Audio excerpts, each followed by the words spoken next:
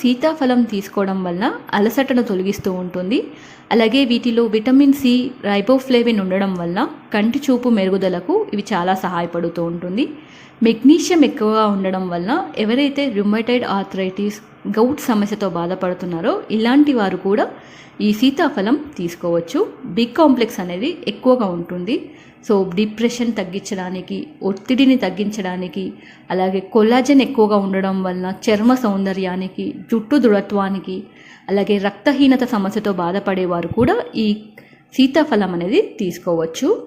సీతాఫలం ఎవరు తినకూడదు?